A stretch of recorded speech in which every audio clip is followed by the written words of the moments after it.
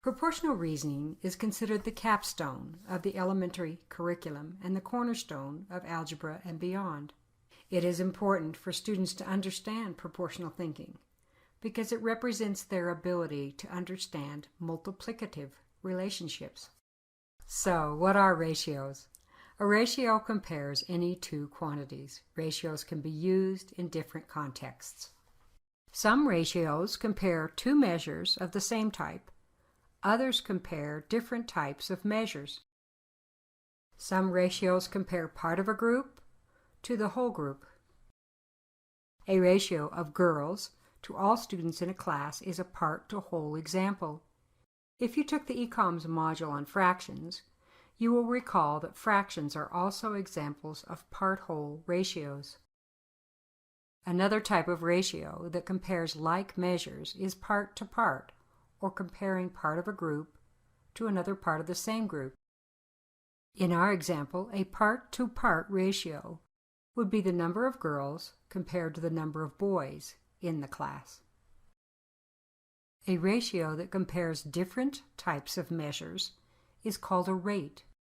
An example of a rate is miles per hour, which compares a measure of distance with a measure of time. Or dollars per gallon compares cost with volume. Now, let's review proportions. A proportion is a statement of equality between two ratios.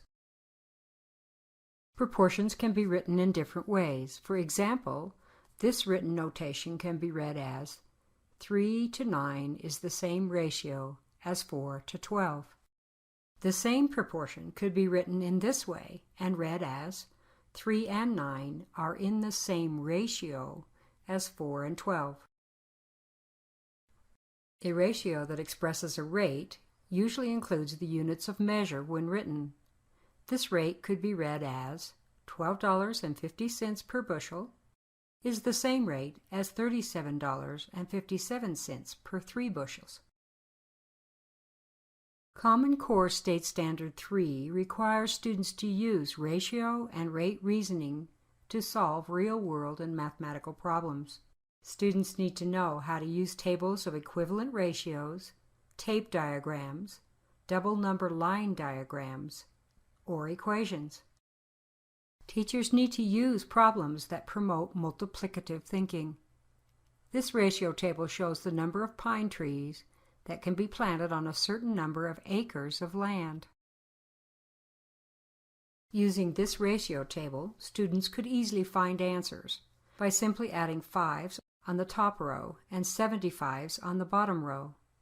The use of addition is orderly and efficient, but it does not promote proportional reasoning.